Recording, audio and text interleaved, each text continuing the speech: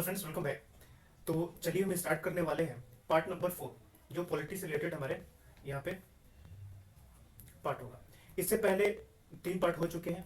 अभी जो 4 और 5 पार्ट आएंगे, इसमें हम जनवरी 2021 तक के करंट अफेयर्स कवर कर चुके होंगे पॉलिटी से रिलेटेड। इससे पहले जो हेल्थ वाला पार्ट था, उसमें हम जनवरी 2021 तक के करंट अफेयर्स देख चुके हैं। ये 4 और इसके बाद 5वां पार्ट आएगा, जिसमें पॉलिटी वाले भी करंट अफेयर्स, जो इंपॉर्टेंट करंट अफेयर्स है, जनवरी 2021 तक के कंप्लीट हो जाएंगे। उसके बाद हम इकोनॉमी से रिलेटेड करंट अफेयर्स देखेंगे और उसको भी हम जनवरी तक कंप्लीट करेंगे। ठीक है, तो चलिए स्टार्ट करते हैं। सबसे पहले यहाँ पर जो आपको न्यूज़ देखने को मिलेगा वो है इंडियन इनोवेशन काउंसिल 3.0 या 3.0, जो भी आप कहते हो। ठीक है, तो सबसे पहले देखिए, ये चीज़ हमारे लिए समझना जरूरी है कि जो नाम होते हैं उसी में हमारे कीवर्ड होते हैं। तो कभी कभी जनरल स्टेटमेंट्स आते हैं यूपीएससी के स्टेटमेंट्स में, सीधे सीधे क्वेश्चंस रहते हैं कि बॉडी का नाम है या फिर किसी अथॉरिटी का नाम है, उसके फंक्शंस के तौर पे वहाँ पे लिखे होते हैं। तो कभी कभी काफ़ी जनरल स्टेटमेंट्स हो जाते हैं, यानी कि जो नाम होगा उसी से मिलता जुलता उसका फंक्शन भी होगा। तो यहाँ पर देखिए, इंस्टीट्यूट इनोवेशन काउंसिल, तो इनोवेशन से रिलेटेड है। ठीक है, तो यानी कि ये क्या करेगा, इनोवेशन डेवलपमेंट या इनोवेशन अवेयरनेस का ये काम करने वाला है। ठीक है, तो यहाँ पर इंपॉर्टेंट क्या हो जाता है, यहाँ पर इंपॉर्टेंट हो जाता है कि 2018 में इसको मिनिस्ट्री ऑफ एजुकेशन के द्वारा लॉन्च किया गया था। पहले मिनिस्ट्री ऑफ एजुकेशन को एचआरडी मिनिस्ट्री के नाम से जानते थे, जिसका नाम चेंज कर दिया गया, मिनिस्ट्री ऑफ एजुकेशन कर दिया गया है। यहाँ पर एक फैक्ट ये है कि इस 3.0 या 3.0 वर्जन में एक टारगेट रखा गया है, और ये टारगेट ये है कि 5000 हायर एजुकेशन इंस्टीट्यूशंस में ये इंस्टीट्यूशन इनोवेशन काउंसिल बनाए जाएंगे।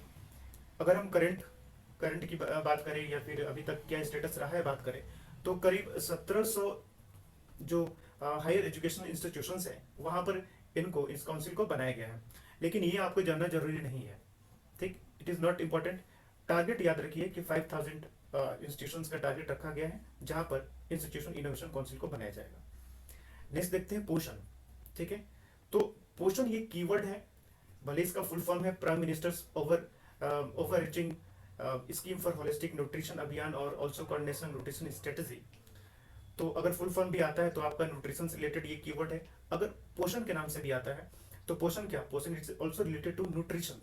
ठीक है, तो यहाँ से भी आप फंक्शंस को डिराइव कर सकते हैं कि इसका काम क्या हो सकता है। 2018 में लॉन्च किया गया था। ये एक मल्टी मिनिस्ट्रियल कन्वर्जेंस मिशन है, यानी कि इसमें एक से ज्यादा मिनिस्ट्रीज इन्वॉल्व होंगी। फॉर एन एग्जांपल, जैसे कि मिनिस्ट्री ऑफ एजुकेशन, तो ये भी न्यूट्रिशन के एरिया में काम करता है। कैसे, जो मिड डे मील प्रोवाइड किए जाते हैं, या फिर मिनिस्ट्री ऑफ हेल्थ हो गया, ये भी काम करता है। ठीक है, ट्राइबल मिनिस्ट्रीज होते हैं, वो भी काम करते हैं ट्राइबल एरियाज में। ठीक है, तो इस तरीके से कई सारे मिनिस्ट्रीज होते हैं, वो अपने अपने एरिया में, रिस्पेक्टिव एरिया में वो काम करते हैं। इसका टारगेट क्या है, 2022 तक इंडिया को माल न्यूट्रिशन फ्री कंट्री बनाने का इसका टारगेट है। फंडिंग की बात करें तो 50% फंडिंग आपको वर्ल्ड बैंक से आएगी, और बाकी का जो 50% होगा वो सेंटर और स्टेट के बीच में शेयर किया जाएगा। अगर वहां पर यूनियन टेरिटरी है तो फिर सेंटर और यूनियन टेरिटरी के बीच में बाकी का 50% शेयर होगा। तो ये काफी इंपॉर्टेंट हो गया। इंप्लीमेंटिंग एजेंसी कौन सी है, ministry of women and child development इसकी इंप्लीमेंटिंग एजेंसी होगी। ठीक है, इसके हम कोर पिलर्स की बात करें, किन किस पिलर्स पर ये बेस है ये अभियान, तो यहाँ पर देखने को मिलेगा कि आईसीडीएस सीएएस, यानी कि आईसीडीएस का मतलब हो गया integrated child development service, NCS का मतलब है common application software, convergence, behavioural change, training, capacity building, innovations, incentives, grievance reduction, ये सब कॉमन चीजें हैं। इसमें मेनली आपको याद रखना है ये एक मल्टी मिनिस्ट्रियल कन्वर्जेंस है। लॉन्च कब किया गया ये जनरली नहीं पूछा जाता है, लेकिन याद रखिए, ठीक है, funding is the most important thing, और इसकी implementing agency, this is the most important thing जो आपको यहाँ पर याद रखना है। नेक्स्ट देखते हैं पोर्ट डेवलपमेंट इन इंडिया। यहाँ पर 2 एक्ट आपको नजर आएंगे। एक मिलेगा आपको मेजर पोर्ट्स एक्ट 1963 और एक मिलेगा इंडियन पोर्ट्स एक्ट 1908। जो मेजर पोर्ट एक्ट है, इसके तहत मेजर पोर्ट्स आते हैं जिनके रेगुलेशन का काम सेंट्रल गवर्नमेंट का होता है। तो अभी इंडिया में करंटली 12 मेजर पोर्ट्स हैं जो डायरेक्टली गवर्नमेंट ऑफ इंडिया के द्वारा उनको रेगुलेट किया जाता है। और 1908 एक्ट, इंडियन पोर्ट्स एक्ट के तहत ये जो एक्ट है, इसके तहत जो नॉन मेजर पोर्ट्स होते हैं, यानी कि छोटे पोर्ट्स होते हैं, उनको रेगुलेट करने का जो अधिकार होता है वो होता है स्टेट गवर्नमेंट के पास। यानी कि जहां पर भी वो पोर्ट है तो रिस्पेक्टिव स्टेट गवर्नमेंट उसको रेगुलेट करने का काम करती है, इसको याद रखना है। नेक्स्ट, अगर हम नॉन मेजर पोर्ट्स की बात करें तो सबसे ज्यादा कार्गो हैंडलिंग जो किया जाता है नॉन मेजर पोर्ट्स में, वो किया जाता है गुजरात के द्वारा। अप्रोक्स 70% कार्गो हैंडलिंग होती है। वहीं आंध्र प्रदेश के द्वारा 16%, महाराष्ट्र के द्वारा 7 एंड उड़ीसा के द्वारा 4%। ये डेटा इंपॉर्टेंट नहीं है, लेकिन ये याद रखना जरूरी है कि गुजरात स्टेट जो है वो नॉन मेजर पोर्ट्स में सबसे ज़्यादा कार्गो हैंडलिंग करता है। तो इस तरीके से आप याद रखिएगा, बाकी डेटा इज नॉट इम्पॉर्टेंट। ठीक है, एफडीआई की बात करें तो यहाँ पर पोर्ट डेवलपमेंट या हार्बर कंसल्टेशन में एफडीआई 100% है ऑटोमेटिक रूट के थ्रू। ऑटोमेटिक रूट के थ्रू का मतलब ये होता है कि आपको परमिशन नहीं लेनी पड़ती है, और जनरली इस तरीके के जो एफडीआई होते हैं वो लो इन्वेस्टमेंट वाले होते हैं, कि कम पैसे का इन्वेस्टमेंट यहाँ पर होता है। जनरली ज़्यादा इन्वेस्टमेंट जो होता है उसको लिए परमिशन लेनी पड़ती है।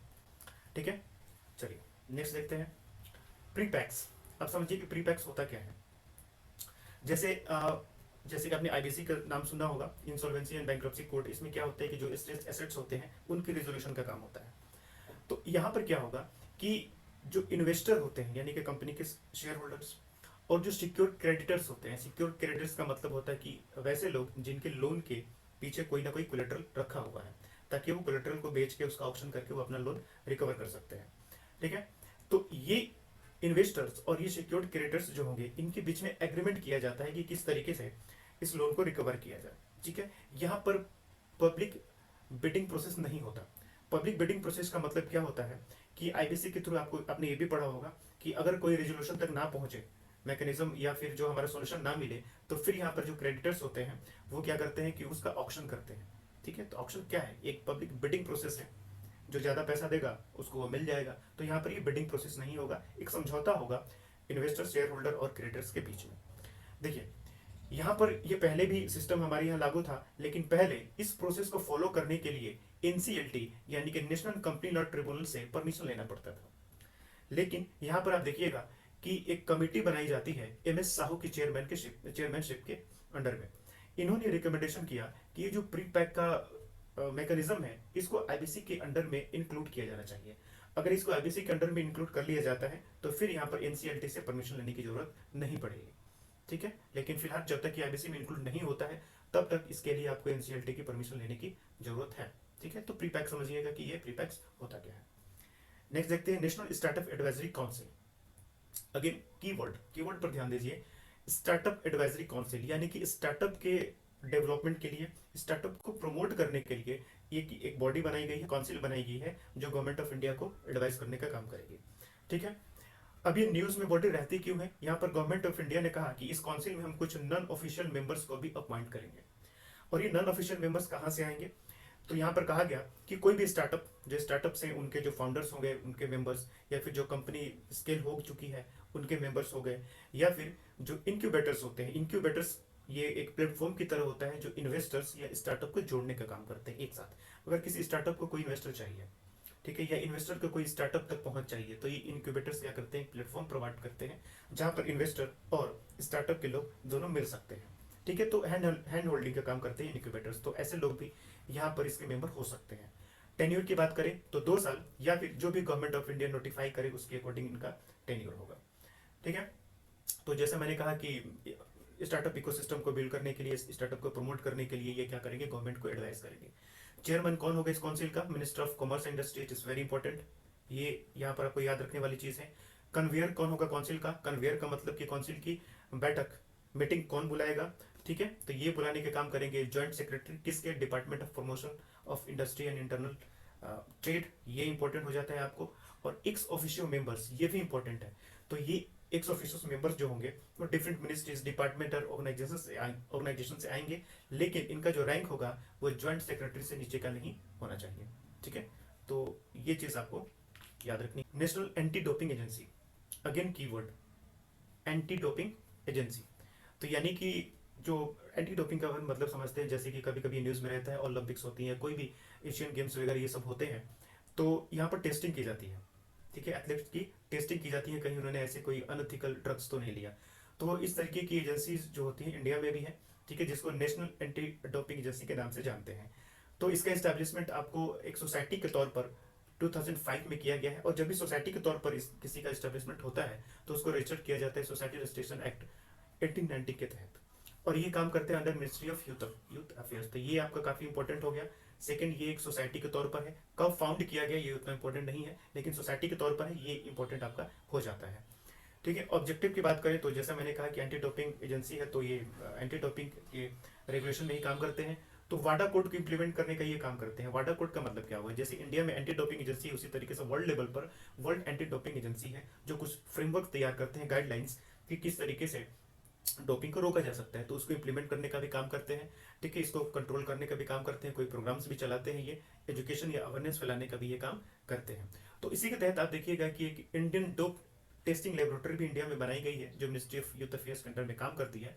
तो ये एक लेबोरेटरी है। तो लेबोरेटरी का काम क्या होता है, टेस्ट करना। तो यहाँ पर जो भी सैंपल्स होते हैं उनकी टेस्टिंग की जाती है। ठीक है, और R&D का भी काम करती है ये डोपिंग एनालिसिस के एरिया में। ठीक है। नेक्स्ट, एथेंस स्वान चार्टर। अब ये तो यहाँ पर कीवर्ड आपको समझ में नहीं आएगा, तो यहाँ पर आपको पूरा जानना पड़ेगा। अब देखिए, जो एथेंस स्वान चार्टर है ये यूके में चलता है। यूके मतलब यूनाइटेड किंगडम में चलता है। ठीक है। एथेंस स्वान, स्वान का मतलब क्या है, साइंटिफिक वीमेंस एकेडमिक नेटवर्क। तो अगर ये आपको याद है इसका फुल फॉर्म, तो आपका यहाँ से काम हो जाएगा।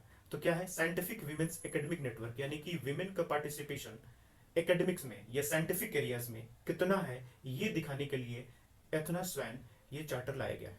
तो इंडिया ने भी अडॉप्ट किया है, ये यूके से लिया हुआ है। ठीक है, और इंडिया में इसको इम्प्लीमेंट करने का काम करती है department of science and technology under science technology and innovation policy. तो इम्प्लीमेंटिंग एजेंसी का नाम आपको याद रखना है, ये नहीं कि कभी कभी कंफ्यूज होकर आप मिनिस्ट्री ऑफ एजुकेशन लगा दें। ठीक है, तो ये भी याद रखना है। तो ये क्या करते हैं कि ये इंस्टीट्यूट्स को ग्रेडिंग करते हैं, ग्रेड यानी कि रेटिंग देते हैं। कौन सी बेसिस पे, पैरामीटर्स क्या है, पैरामीटर से involvement of women, advancement of career of women faculty and scientist, यानी कि कितनी महिलाओं का उनके यहाँ एडमिशन हुआ, वीमेन फैकल्टी का वहाँ प्रमोशन किस तरीके से होता है, कितने साइंटिस्ट वीमेन साइंटिस्ट हैं। तो ये सारा पैरामीटर्स इसके बेसिस पर ये क्या करते हैं कि ग्रेडिंग करते हैं। ठीक है, एक डेटा है यहाँ पर 2015-16 का, प्रीलिम्स के लिए उतना इंपॉर्टेंट नहीं है, लेकिन मेंस के लिए दिस इज मोस्ट इंपॉर्टेंट। अगर विमेन इंपावरमेंट कहीं से लिखने को आता है, चाहे आपके GS3 में आ सकता है या फिर GS1 में भी आ सकता है, सोशल सिक्योरिटी वाले टॉपिक्स में, या फिर आपको इथिक्स में भी लिखने के लिए आ सकता है, या फिर आपको AC में भी लिखने के लिए आ सकता है। तो वहाँ पर ये फैक्ट इंपॉर्टेंट है कि इंडिया में जो वीमेन का शेयर है, कहाँ पर, साइंटिफिक R&D में, साइंटिफिक रिसर्च एंड डेवलपमेंट में, वो 14.71% है। Next, justice Jain committee. Supreme court ने इस कमेटी को बनाया था सितंबर 2018 में, और इसका रिपोर्ट अभी अभी इस मिला हुआ है कुछ समय पहले। तो इस वजह से ये कमेटी न्यूज़ में रहती है। ये कमेटी बनी क्यों थी, एक थे नामी नारायण, ये एक स्पेस साइंटिस्ट थे, इनकी डेथ हो जाती है, और इनके डेथ के पीछे ऐसा माना भी जाता है कि इसरो के कुछ ऑफिशियल्स का भी हाथ था। तो इस चीज़ को यहाँ पे इंक्वायर करने के लिए ये कमेटी बनाई जाती है सुप्रीम कोर्ट की। अब इस जस्टिस जैन कमेटी ने क्या रिकमेंडेशंस दिए, क्या रिपोर्ट दिए, ये हमारे लिए इंपॉर्टेंट नहीं है। ऐसे कमेटीज आए दिन हर रोज बनाई जाती है, तो these are not important things. But याद रखना है कि जस्टिस जैन कमेटी थी जिसको सुप्रीम कोर्ट ने बनाया था, और किस चीज के लिए बनाया था, बस दैट्स इट, उससे ज्यादा नहीं। नेक्स्ट, आयरन और पॉलिसी 2021।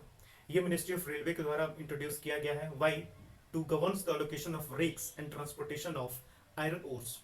अब रेक्स क्या होते हैं, रेक्स जो होते हैं जैसे कि फ्रेट ट्रेन्स होती हैं, जिसको हम हिंदी में मालगाड़ी कहते हैं। तो फ्रेट ट्रेन्स, फॉर एग्जांपल मान लीजिए कि ये क्या हो गया, इंजन हो गया, और इसके पीछे बहुत सारी बोगीज होती हैं। ठीक है, तो मान लीजिए यहाँ पर इस फ्रेट ट्रेन में 3 बोगीज हैं, तो इन तीनों बोगीज को मिला के हम एक रेक का नाम देंगे, इट इज 1 रेक।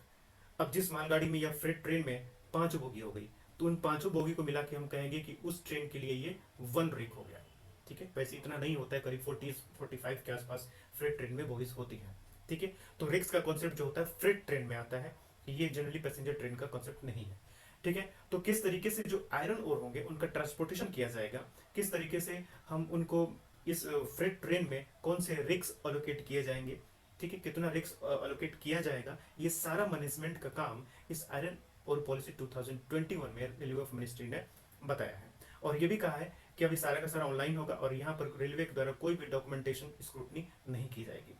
एक सबसे इंपॉर्टेंट ये चीज कि इस रेक एलोकेशन को रेगुलेट करने का काम पहले executive director rake movement of railway board office Kolkata के द्वारा किया जाता था, लेकिन अब ये रेगुलेशन का काम नहीं किया जाएगा। लेकिन अभी भी इसका इन्वॉल्वमेंट है। अभी ये काम क्या करेगी, अभी ये एनालिसिस का काम करेगी कि किस तरीके से रेक एलिमेंट या फिर आयरन ओर के ट्रांसपोर्टेशन को इम्प्रूव किया जा सकता है, ये एनालाइज कर सकते हैं, रिकमेंडेशन दे सकते हैं, बट इनका जो रेगुलेटरी पावर है वो खत्म हो चुका है। नेक्स्ट, राष्ट्रीय कामधेनु आयोग। तो कामधेनु है नाम, तो डेफिनेटली यानी कि जो इंडिजिनस काउज हैं उनके जो ब्रीड्स हैं उनको इम्प्रूव करने के लिए, कंजर्वेशन के लिए काम करेगा। 2019 में ये बॉडी बनाई गई, जैसे मैंने कहा कि इंडिजिनस काउस जो होते हैं उनके ब्रीड का अपग्रेडेशन, कंजर्वेशन या सस्टेनेबल डेवलपमेंट के लिए काम करने वाला है। Mainly it is a part of राष्ट्रीय गोकुल मिशन। तो राष्ट्रीय गोकुल मिशन के अंदर जो भी प्रोविजन है उनको इम्प्लीमेंट करने के लिए राष्ट्रीय कामधेनु आयोग को बनाया गया है। ठीक है, तो ये आपको याद रखना है।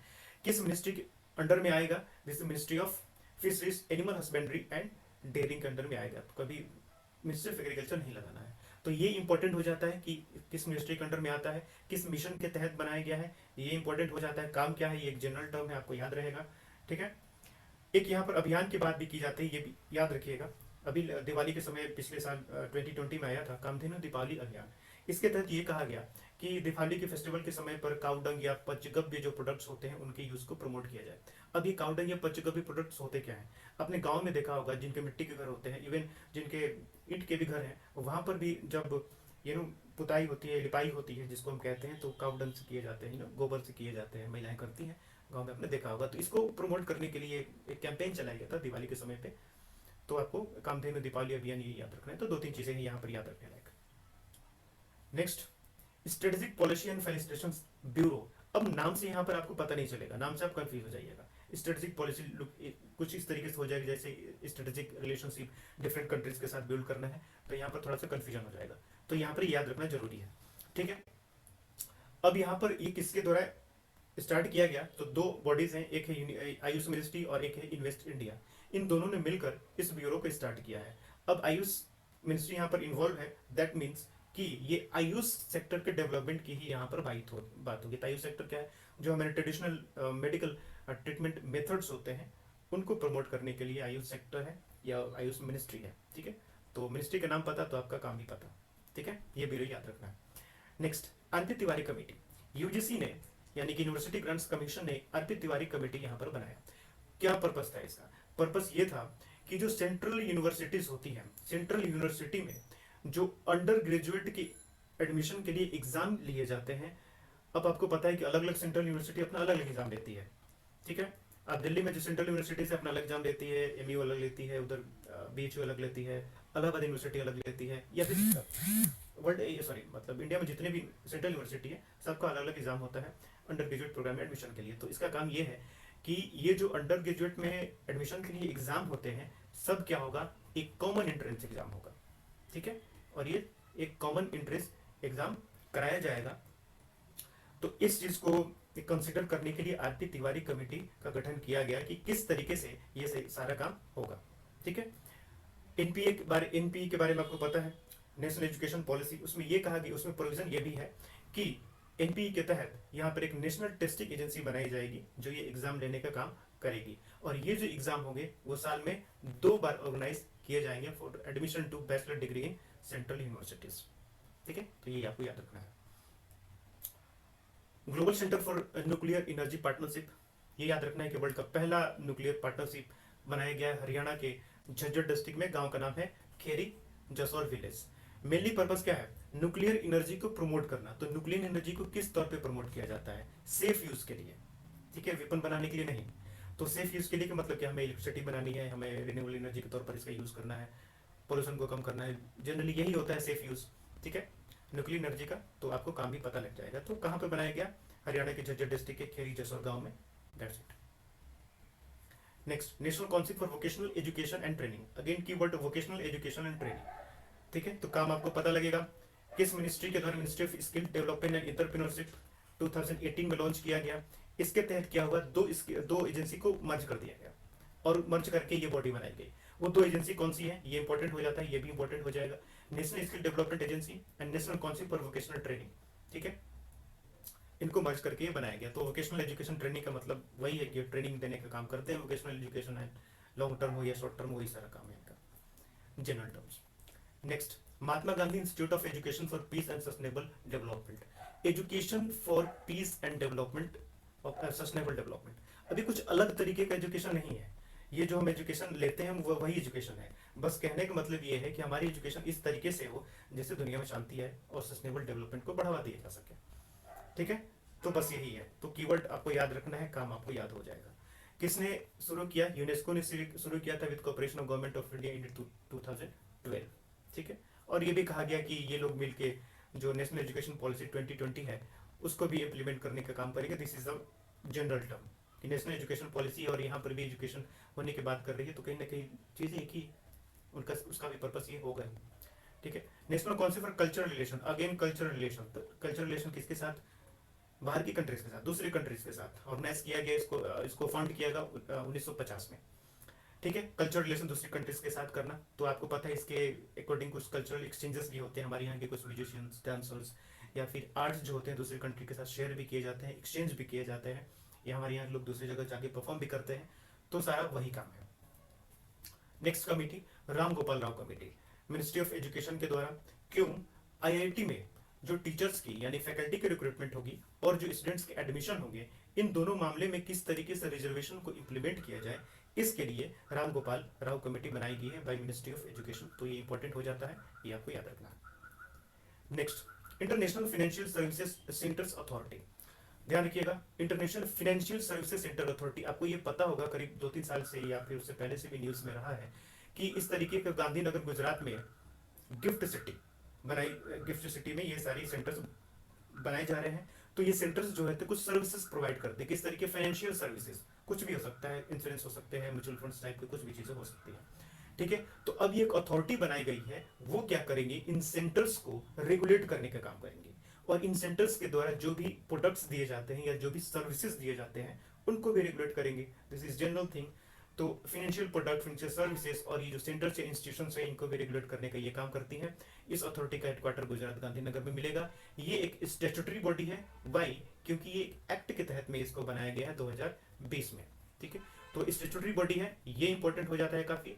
हेडक्वार्टर जनरली नहीं पूछे जाते हैं, याद रखिएगा तो अच्छी बात है, नहीं तो आपको याद भी रहेगा। अगर 2-3 साल पहले से अगर आप प्रिपरेशन कर रहे हैं तो आपको ये याद होगा कि इस तरीके का सेंटर गुजरात गांधीनगर यूनिवर्सिटी में बनाया गया था, तो ये भी आपको याद रहेगा।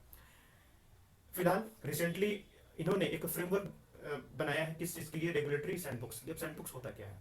देखिए, जो फिनटेक कंपनीज होती है, फिनटेक कंपनीज, ये फिनटेक कंपनी यानी जो फाइनेंशियल सेक्टर में काम करने वाली टेक्निकल कंपनी, ठीक है, यानी कि जो टेक्निकल चीजें बनाती है, टेक्नोलॉजी बनाती है फाइनेंशियल सेक्टर के लिए, वैसी कंपनी को फिनटेक कहा जाता है। तो ऐसी कंपनी जब कोई प्रोडक्ट बनाती है तो एक कंट्रोल इन्वायरमेंट होता है, उस कंट्रोल इन्वायरमेंट में उस प्रोडक्ट को चेक किया जाता है, उस प्रोटोटाइप को चेक किया जाता है कि ये जो प्रोडक्ट है वो सही है या नहीं, इसको इम्प्लीमेंट किया जाना चाहिए या नहीं। ठीक है। तो इन फिनटेक कंपनीज को रेगुलेट करने के लिए भी एक फ्रेमवर्क तैयार किया है इस अथॉरिटी ने। Next, software technology park of India. अब ये कोई पार्क बनाया नहीं गया है, ये एक बॉडी है। ठीक है। तो किस चीज के लिए? सॉफ्टवेयर टेक्नोलॉजी, यानी कि सॉफ्टवेयर टेक्नोलॉजी को, सॉफ्टवेयर मैन्युफैक्चरिंग को बढ़ावा देना और सॉफ्टवेयर एक्सपोर्ट को भी बढ़ावा देने के लिए ये काम करेगा। तो ये भी एक जनरल, आपको नाम से ही पता है, इसका काम भी चलेगा। ठीक है। तो ऑटोनोमस सोसाइटी है, तो सोसाइटी रजिस्ट्रेशन एक्ट आपको पता होगा 1890, जिसके अंडर में इसको किया जाएगा रजिस्टर।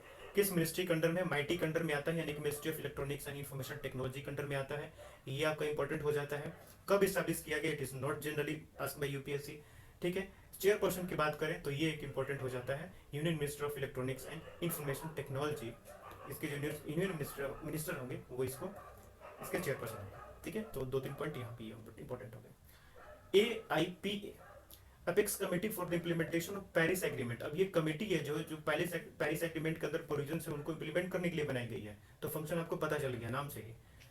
अब इसमें इंपॉर्टेंट चीज ये है कि अब चेयरमैन के बारे में पता कर लीजिए। तो चेयरमैन कौन होंगे भाई? मिनिस्ट्री ऑफ इन्वायरमेंट के जो यूनियन मिनिस्टर होते हैं वो इसके चेयरमैन होंगे। काम हो गया। This is the one thing जो आपको याद रखना है। Next, AIIMS and policy. अब एम्स एंड होता क्या है? अब आपको ये पता है जो बड़े बड़े स्टोन्स होते हैं उनकी क्वायरिंग की जाती है, यानी उसको तोड़ा जाता है। ठीक है। आप अरावली के आसपास में जाएंगे या जहां पर भी, जैसे सेंट्रल इंडिया में भी इस तरीके काफी कंस्ट्रक्शन वर्क दिख जाएंगे, या फिर इधर छोटा नागपुर प्लेटूस की तरफ जाएंगे तो दिख जाएंगे। इस तरीके से बड़े बड़े पत्थर को तोड़ा जाता है। तो इस प्रोसेस में छोटे छोटे सैंड टाइप के भी पत्थर निकलते हैं जिनको एम सैंड कहा जाता है। ठीक है। तो एम सैंड, इस चीज को इंडस्ट्री का स्टेटस दिया गया है राजस्थान गवर्नमेंट के द्वारा। ठीक है। तो इंडस्ट्री का स्टेटस आप किसी भी चीज को दे सकते हैं, तो इसका मतलब उसको आप लोन भी अच्छे से मिलेगा, उसके लिए जो इन्वेस्टर होंगे वो भी मिल जाएंगे। ठीक है। यानी कि उस इंडस्ट्री को क्या कर सकते हैं हम? प्रमोट कर सकते हैं। ठीक है। तो राजस्थान गवर्नमेंट ने ये काम किया है। अब इससे क्या होगा? जो नेचुरल बजरी होती है, रिवर बेड सैंड होती है, उसको प्रिजर्व किया जा सकता है। कि जनरली हमारे जो सैंड आती है वो रिवर बेड से ही आती है। रिवर का जो सतह होता है, सरफेस वहां से ही आती है, तो इसको हम प्रिजर्व कर सकते हैं। ठीक है। Next, frontier technologies cloud innovation centre, ये स्टार्ट किया गया bye NITI Aayog and AWS, Amazon web service. Amazon web service Amazon का ही एक आप सब्सिडरी कह लीजिए। ये क्या करती है, कुछ वेब सर्विस प्रोवाइड करने का काम करती है, जैसे कि आपको स्टोरेज लेना है, ठीक है, होस्टिंग चाहिए, तो ये प्रोवाइड करने का काम करती है, या फिर डेवलपमेंट का भी ये काम करती है, बहुत सारा काम है। ठीक है, खैर उसमें नहीं जाना है। तो नीति आयोग और AWS के द्वारा इसको स्टार्ट किया गया है। बाई इनोवेशन सेंटर है, ठीक है, to address the societal changes through digital innovation, जैसे कि आर्टिफिशियल इंटेलिजेंस हो गया, इंटरनेट ऑफ थिंग्स हो गए, रोबोटिक्स, ब्लॉकचेन, इन सब टेक्नोलॉजी का यूज करके हम सोसाइटी में कुछ चेंजेस लाएं ह्यूमन बेनिफिशियरीज के लिए, ह्यूमन डेवलपमेंट के लिए, तो ये इसका काम करना है। नेशनल मानसून मिशन, अब देखिए मानसून मिशन है, ये जो मिशन स्टार्ट किया गया है, ये it's like copy paste of USA में एक स्कीम चलती है, सिस्टम चलती है, जिसका नाम है क्लाइमेट फोरकास्ट सिस्टम, USA का है, जो वहां पर भी रेनफॉल के पैटर्न को पता करने के लिए सिस्टम लाया गया है। तो उसी चीज को ध्यान में रखते हुए हमने यहाँ भी इंडिया में भी मिनिस्ट्री ऑफ अर्थ ने 2012 में एक नेशनल मानसून मिशन को स्टार्ट किया था। वाई, उसी तरीके से मानसूनल रेनफॉल के प्रिडिक्शन को प्रिडिक्ट करना, या फिर वेरिएशंस को प्रिडिक्ट करना, कहाँ पर कितनी रेनफॉल होती है, ये सारी जानकारी इकट्ठे करने का काम ये करेगी। इसको इम्प्लीमेंट करने का काम कौन करेगा? Indian institute of tropical metrology, जो कि पुणे में है, इसको इम्प्लीमेंट करने का काम करेगा। लॉन्च किया है अर्थ साइंस मिनिस्ट्री ने, लेकिन वो इसको इम्प्लीमेंट नहीं करेगा। Next, financial stability and development council. अब नाम देखिए, फाइनेंशियल स्टेबिलिटी एंड डेवलपमेंट, यानी कि कंट्री की, हमारी इकोनॉमी, इंडियन इकोनॉमी की जो फाइनेंशियल स्टेबिलिटी और उसको डेवलप करने का काम या उसको सस्टेन करने का काम ये करने वाला है, नाम में ही काम। ठीक है, 2010 में इसको लॉन्च किया गया था। ये कोई स्टेचुटरी बॉडी नहीं है, चेयरमैन जो होंगे वो फिनेंस मिनिस्टर होते हैं। तो ये यहाँ पर दो चीजें इंपॉर्टेंट हो जाती है जो आपको याद करना है। प्रारंभ, स्टार्टअप इंडिया इंटरनेशनल समिट। अब देखिए, स्टार्टअप इंडिया इंटरनेशनल समिट, यानी कि कुछ इस तरीके का ये समिट है, जिसपे इंटरनेशनल समिट है, यानी कि देश विदेश के लोग यहाँ पर आएंगे। ठीक है, कई सारी कंट्रीज भी पार्टिसिपेट करेंगी और स्टार्टअप भी इसमें पार्टिसिपेट करेंगे, इंडिविजुअल्स इंडस्ट्री के पार्टिसिपेट करेंगे, जहाँ पर स्टार्टअप को प्रमोट करने की और स्टार्टअप के लिए किस तरीके से उनको हैंड होल्डिंग प्रोवाइड की जा सके, ये सारा बातचीत इस समिट में किया जाएगा। ठीक है, तो 2016 के बाद ये सबसे बड़ा एक स्टार्टअप समिट है यहाँ पर किया गया, जिसमें पॉलिसी मेकर्स, इंडस्ट्री से लोग, एकेडमी से लोग, इन्वेस्टर्स, स्टार्टअप, जैसे मैंने कहा, ये सारे लोग आएंगे। अब इसमें सबसे इंपॉर्टेंट चीज क्या है, ये हो जाता है कि इसको ऑर्गेनाइज कौन करता है। इसको ऑर्गेनाइज करने का काम promotion of industry and internal trade, जो कि ministry of commerce and industry के अंडर में आता है, वो इसको ऑर्गेनाइज करता है। ये आपको याद रखना चाहिए। नेक्स्ट, इंड स्प्रिंग बोर्ड, ये एक कोलैबोरेशन है, जो कि इंडियन बैंक एक पब्लिक सेक्टर बैंक है, और IIT मद्रास का इंक्यूबेशन सेल जैसे मैंने कहा कि ये हैंड होल्डिंग का काम करते हैं, स्टार्टअप्स के लिए इन्वेस्टर प्रोवाइड करना है, टेक्नोलॉजिकल सपोर्ट देना है, ठीक है, मेंटरशिप देना है, तो ये सारा काम ये करते हैं।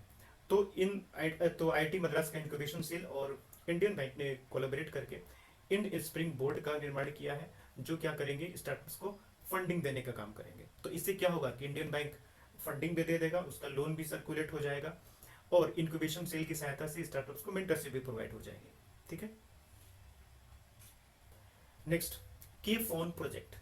के मतलब केरला, ठीक है, फोन मतलब फाइबर ऑप्टिक नेटवर्क प्रोजेक्ट है ये। तो अगर फुल फॉर्म आपको पता है, याद रहता है, तो आप पता कर सकते हैं कि कहीं ना कहीं फाइबर नेट ऑप्टिक्स के नेटवर्क को प्रोवाइड करने के लिए ये बनाया गया है केरला में। ठीक है, केरला सरकार के द्वारा, to provide free internet for poor families and public offices. तो यहाँ पर इसको इम्प्लीमेंट करने का काम कौन कर सकते हैं? It is states power utility, Kerala state electricity board and Kerala state IT infrastructure limited, और इंटरनेट सर्विस प्रोवाइडर्स, जो इंटरनेट प्रोवाइड करते हैं, टेलीकॉम सर्विसेज प्रोवाइड करने वाले जो भी कंपनीज होती हैं वो सारी। इसके अलावा जो केबल टेलीविजन ऑपरेटर्स होते हैं, जो घर घर की केबल सर्विस प्रोवाइड करते हैं, वो भी इस सर्विस को दे सकते हैं। Next, national security council secretariat. National security council by default या तो इसके चेयरमैन PM हो सकते हैं, या फिर नेशनल सिक्योरिटी एडवाइजर्स हो सकते हैं, तो आप गेस कर सकते हैं। लेकिन खैर, इसके जो चेयरमैन होते हैं या हेड होते हैं, वो नेशनल सिक्योरिटी एडवाइजर इनसे होते हैं। और ये जो है, ये PMO के अंडर में काम करता है, यानी कि प्राइम मिनिस्टर ऑफिस जो है उसके अंडर में ये काम करता है। मेनली इसका पर्पस ये है कि डिफरेंट मिनिस्ट्रीज और डिपार्टमेंट्स जो है, उनके बीच में एक कोऑर्डिनेशन बिल्ड किया जा सके, इसका काम होता है। ठीक है, इसको बनाया गया जब पोखरण टेस्ट हुआ था 1998 में, न्यूक्लियर टेस्ट, तो उसके बाद इसको बनाया गया। तो it is not important, but ये याद रखने की चेयरमैनशिप किसके अंडर में है और पीएमओ के अंडर में ये काम करता है। Next, rural development fund. ये जो फंड है एक एक्ट के तहत में बनाया जाता है जिसका नाम है रूरल डेवलपमेंट फंड एक्ट 1987। और इस एक्ट के तहत ये कहा गया कि एक हम रूरल डेवलपमेंट फंड बनाएंगे जिसमें क्या होगा कि जो एग्रीकल्चर प्रोड्यूस होते हैं इनकी जो सेलिंग और परचेज होगी उससे जो पैसा मिलेगा उस पर 3% सेस लगाएंगे और यही सेस का पैसा जो जाएगा वो आरडीएफ में जाएगा। अब देखिए जो सेस से पैसा कलेक्ट होता है और जिस चीज के लिए सेस लगाया जाता है पैसा सिर्फ उसी सेस में खर्च होना चाहिए। आप उस पैसे को दूसरे पर्पज के लिए डाइवर्ट नहीं कर सकते। ठीक है, तो इसमें कहा गया कि इस सेस को हमें खर्च कहाँ पर करना है। ठीक है, तो इसमें कहा गया कि जो रूरल इंफ्रास्ट्रक्चर होते हैं उनको बिल्ड करने के लिए इसका खर्च होगा। तो जैसे कि मंडीज होंगे, मंडीज के इंफ्रास्ट्रक्चर डेवलपमेंट में, चाहे वो मंडीज के अंदर में हो या मंडीज के बाहर में हो, यानी कि कुल मिला के जो रूरल इंफ्रास्ट्रक्चर है उसको डेवलप करने के लिए, जैसा कि नाम ही है रूरल डेवलपमेंट फंड, तो खर्च होगा। लेकिन ये न्यूज़ में रहा क्योंकि यहाँ पर कुछ इरेगुलरिटीज पाई गई हैं, यहाँ पर कुछ सरकारें जो है वो पैसा कुछ अलग अलग पर्पज के लिए भी डाइवर्ट कर रही हैं। ठीक है, तो ये पहला चीज़ इंपॉर्टेंट है। दूसरी चीज़, इसको इम्प्लीमेंट करने का काम पंजाब रूरल डेवलपमेंट बोर्ड करता है जो कि चेयरमैन इसके चीफ मिनिस्टर्स होते हैं। ये इंपॉर्टेंट हो जाता है। और दूसरी चीज़ ये इंपॉर्टेंट हो जाता है कि इसका पर्पस क्या है। तो पर्पस आपको पता ही चलेगा क्योंकि रूरल डेवलपमेंट फंड का नाम ही है, तो रूरल डेवलपमेंट के लिए काम करेगा। नेक्स्ट, अटल फैकल्टी डेवलपमेंट प्रोग्राम। अब देखिए यहाँ पर फैकल्टी है यानी कि टीचर ट्रेनिंग की कहीं बात कर रहे होंगे, टीचर के डेवलपमेंट की बात कर रहे होंगे। ठीक है, तो यहाँ पर जो हायर एजुकेशन इंस्टीट्यूशंस होंगे, ठीक है ध्यान रखिएगा, हायर एजुकेशन इंस्टीट्यूशंस जो कि AICTE से एसोसिएटेड हैं उनके टीचर ट्रेनिंग के यहाँ पर बात होगी। तो फिलहाल इनको जो बुक ऑफ वर्ल्ड रिकॉर्ड में भी दर्ज किया गया है, किस चीज़ के लिए, क्योंकि 1000 प्रोग्राम्स में करीब 1 लाख से ज़्यादा टीचर को ट्रेन किया गया है। तो वर्ल्ड रिकॉर्ड ये उतना इंपॉर्टेंट नहीं है, ये तो उतना नहीं पूछा जाने वाला है, लेकिन ये याद रखना है कि हायर एजुकेशन इंस्टीट्यूशंस जो कि AICTE से ताल्लुक रखते हैं या एसोसिएटेड है। ठीक है, तो कंफ्यूज नहीं हो सकता है कि प्राइमरी एजुकेशन या सेकेंडरी एजुकेशन के टीचर्स का भी स्टेटमेंट में आ जाए कुछ इस तरीके से लिख के, तो याद रखना है कि उनसे रिलेटेड ये नहीं है, ये हायर एजुकेशन से रिलेटेड है। Action plan for promoting millets, चलिए नाम, मिलेट्स के प्रोडक्शन, मिलेट के एक्सपोर्ट्स पर ध्यान देने की यहाँ पर बात है, इसके लिए बनाया गया है। किसने इसे बनाया है? ये बनाया है अपेडा। अपेडा एक बॉडी है जो कि agriculture and process food products के एक्सपोर्ट में ये सहायता करता है। तो एग्रीकल्चर प्रोडक्ट्स के एक्सपोर्ट या फिर प्रोसेस फूड जैसे कि सॉस वगैरह हो गया, बिस्किट्स वगैरह हो गए, चिप्स वगैरह हो गया, कुरकुरे वगैरह हो गया, ओके तो उनके एक्सपोर्ट डेवलपमेंट में ये काम पड़ेगा। ध्यान रखिएगा ये मिनिस्ट्री ऑफ एग्रीकल्चर के अंडर में काम नहीं करता है। ठीक है, नेक्स्ट, तो यहाँ पर ये एक्शन प्लान जो है ये 2021 से 2026 तक के लिए है, यानी 5 सालों के लिए यहाँ पर बनाया गया है। तो मिलेट्स इंडस्ट्री से रिलेटेड जो फार्मर्स होते हैं या फिर जो फार्मर प्रोड्यूसर ऑर्गेनाइजेशंस हैं, बाकी जो डिफरेंट स्टेक होल्डर्स हैं, उन सबको एक प्लेटफॉर्म पर लाया जाएगा और इसके फार्मर और मिलेट्स प्रोडक्शन को बढ़ावा देने की इसमें बात होगी। These are general things. तो याद रखना है कि किसने इसको लॉन्च किया है और कितने टाइम के लिए, 2021 से 2026, 5 साल के लिए। दो चीज़ें काफ़ी इंपॉर्टेंट हो जाती है। नेक्स्ट, भारत पर्व 2021।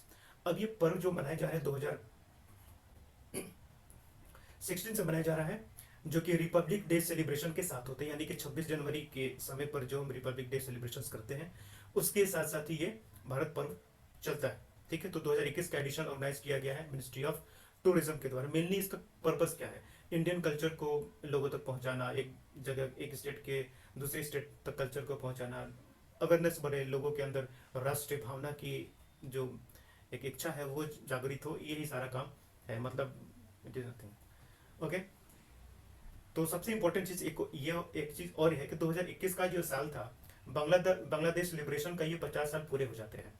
तो इस उपलक्ष्य में यहाँ पर बांग्लादेश के आर्म फोर्सेस से 122 मेंबर्स का एक कंटिंजेंट हमारे यहाँ रिपब्लिक डे जो था सेलिब्रेशंस में भी भाग लेता है। ठीक है, तो ये चीज़ आपको याद रखना है थोड़ा सा।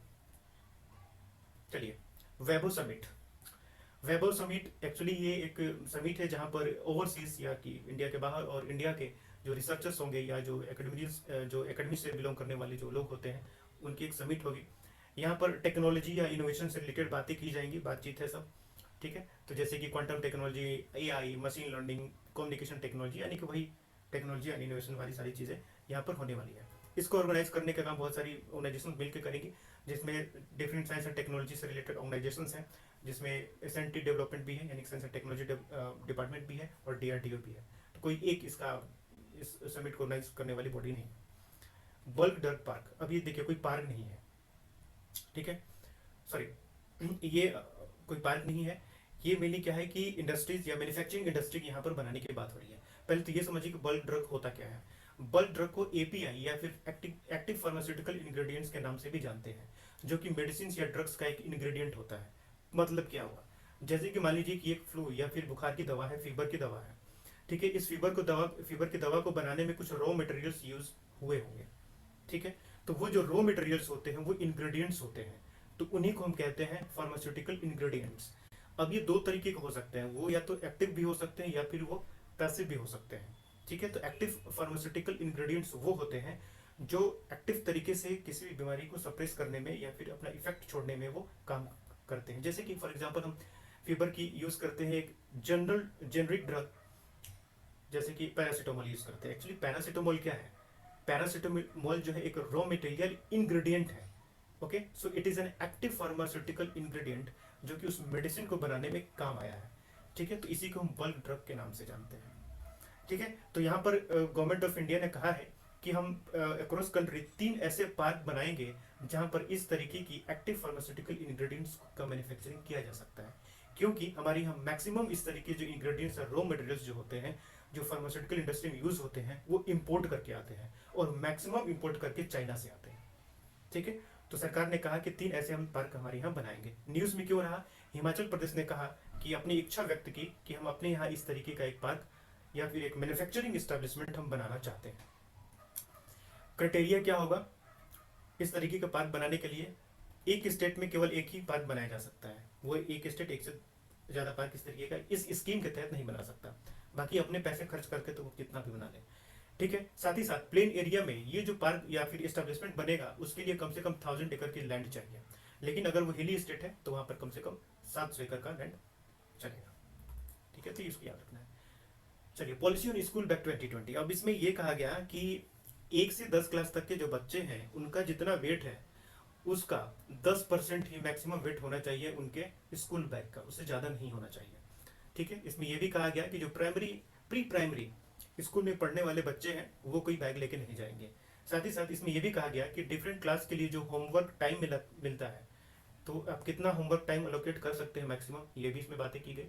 साथ ही साथ इसमें पोर्टेबल वाटर होना चाहिए, स्कूल्स में मिड डे मील प्रोवाइड किया जाना चाहिए, ये सारी बातें हैं, और डेफिनेटली मिनिस्ट्री ऑफ एजुकेशन के द्वारा इसको लॉन्च किया जाएगा। तो इसके प्रोविजंस ये सारे याद रखिएगा, काफ़ी इंपॉर्टेंट हो जाते हैं। स्पाइस बोर्ड, चलिए भाई, स्पाइस के रेगुलेशन के लिए काम करेगा। तो स्पाइस बोर्ड एक्ट 1986 के तहत में 1987 में इस बोर्ड को बनाया गया था बाय मर्जिंग 2 बॉडीज, एक कार्डेमम बोर्ड और एक स्पाइसेस एक्सपोर्ट प्रमोशन काउंसिल। इन दोनों को मर्ज करके एक बॉडी बनाई गई जिसको स्पाइस बोर्ड का नाम जानते हैं। मिनिस्ट्री ऑफ कॉमर्स के अंडर में ये काम करता है। इसका काम क्या है, स्पाइस रेगुलेशन। तो यहाँ पर 52 यानी कि 52 शेड्यूल्ड स्पाइसेस हैं, यानी कि 52 स्पाइसेस को इनके लिस्ट में शामिल किया गया है, जिसको रेगुलेट करने के लिए काम करेंगे या फिर उसके एक्सपोर्ट के लिए काम करेंगे। साथ ही साथ ये कार्डमम के लिए भी काम करते हैं, क्योंकि कार्डमम बोर्ड भी इसमें मर्ज हुआ था, तो कार्डमम के जो रेगुलेशन होते हैं उसके लिए भी ये काम करेंगे। Group card declaration 370 article Jammu Kashmir से रिलेटेड जो था, ये जब रिवोक होता है, जब ये हटाया जाता है, तो हटाने के एक दिन पहले ही यहाँ पर कुछ पॉलिटिकल पार्टीज, करीब 6 पॉलिटिकल पार्टीज जो थी, उन्होंने मिलकर एक डिक्लेरेशन साइन किया, और उस डिक्लेरेशन का मकसद था to fight for the restoration of JNK special status, कि JNK का जो स्पेशल स्टेटस है वो रिस्टोर होना चाहिए, ठीक है। तो इस ग्रुप का डिक्लेरेशन आता है, ये याद रखना इंपॉर्टेंट हो जाता है आपको। सागर सेकंड, सागर एक मिशन था या प्रोजेक्ट था, एक बात करें तो इसका पर्पस ये था कि जो इंडियन ओशियन रीजन है इसके डेवलपमेंट के लिए काम करना, ठीक है। फुल फॉर्म इसका है security and growth for all in the region. कौन सा रीजन, इंडियन ओशियन रीजन, ठीक है। तो ये पहला, तो सागर फर्स्ट की अगर बात करें 2015 में लॉन्च किया गया था, सागर सेकंड लॉन्च किया गया 2020 में, एक्चुअली उसी का कंटिन्यूएशन है लेकिन सेकंड वर्जन है। तो न्यूज़ में इसलिए रहा कि कोविड के टाइम पर यानी कि 2020 में यहाँ पर इस मिशन के तहत इंडियन नावल शिप एरावत ने क्या किया कि कुछ अफ्रीकन कंट्रीज हैं उनको फूड सप्लाई प्रोवाइड की। यानी कि फूड डिलीवर किया इस शिप के द्वारा, इस मिशन के तहत। कौन सी country? Sudan, South Sudan, Djibouti and Eritrea country थी जिनको वो फूड प्रोवाइड किया गया। तो इस तरीके से इंपॉर्टेंट होते हैं, आपको याद रखना है मिशन के बारे में। निस्वग्र ग्राम। अब देखिए, एक कैंपेन महात्मा गांधी ने चलाया था, पूना के निकट एक गांव है, वहां पर एक आश्रम बनाया गया, निस्वग्र उपचार आश्रम, और कैंपेन चला था 1946। तो इसी को फॉलो करते हुए यहाँ पर क्या किया है कि मिनिस्ट्री ऑफ आयुष ने क्या किया कि इंस्टीट्यूट ऑफ नेचुरोपैथी जो कि पुणे में है, इसका नाम बदल के निसर्ग ग्राम यहाँ पर नाम रख दिया गया है। ठीक है, actually it is not most important current affairs, but आप हाँ याद रख सकते हैं कि एक इंस्टीट्यूट ऑफ नेचुरोपैथी है पुणे में जिसका नाम निसर्ग ग्राम कर दिया गया है। That's it.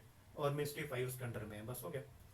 चलिए, बीआईएस। बीआईएस हॉलमार्क आपने बहुत सारी जगहों पर देखा होगा, ब्यूरो ऑफ इंडियन स्टैंडर्ड्स। तो ये क्या करता है कि स्टैंडर्डाइजेशन का काम करता है, या फिर ये क्वालिटी तय करता है कि कौन सी प्रोडक्ट की कितनी क्वालिटी होनी चाहिए, क्या स्टैंडर्ड होना चाहिए। ये कंपनीज या जो इंडस्ट्रीज होती हैं उनको सर्टिफिकेट भी देता है कि आपके द्वारा जो बनाए गए प्रोडक्ट्स हैं वो इस क्वालिटी के अंडर में आते हैं, तो आपको ये सर्टिफिकेट मिलता है। तो हमेशा आपका इंस्पेक्शन करने की जरूरत नहीं है।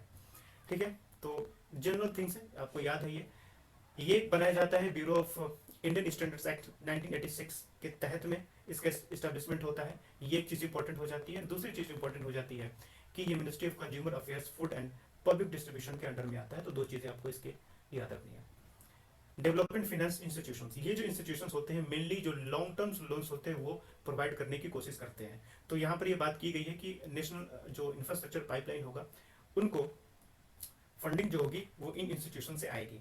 अब ऐसा नहीं है कि पहली बार इंडिया में इस तरीके के इंस्टीट्यूशंस बन रहे हैं। इंडिया में पहला जो इंस्टीट्यूशन इस तरीके का बना था वो 1948 में बना था, जिसका नाम था industrial finance corporation of India.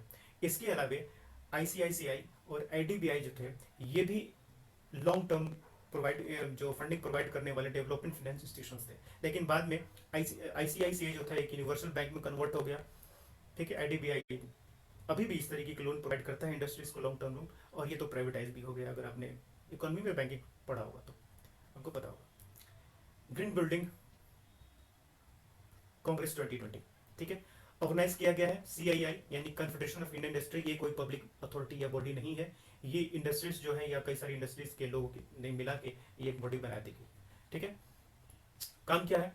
Development of India, partnering industries, government and civil society through advisory consultative process, उसको क्या करना, बढ़ावा देना, उसके डेवलपमेंट के लिए काम करना। जनरल टर्म्स है, नो इम्पोर्टेंट, लेकिन एक माइंड में रहना चाहिए। ये इंपॉर्टेंट है जो आपको याद रखना है कि किसके द्वारा ऑर्गेनाइज किया जाता है।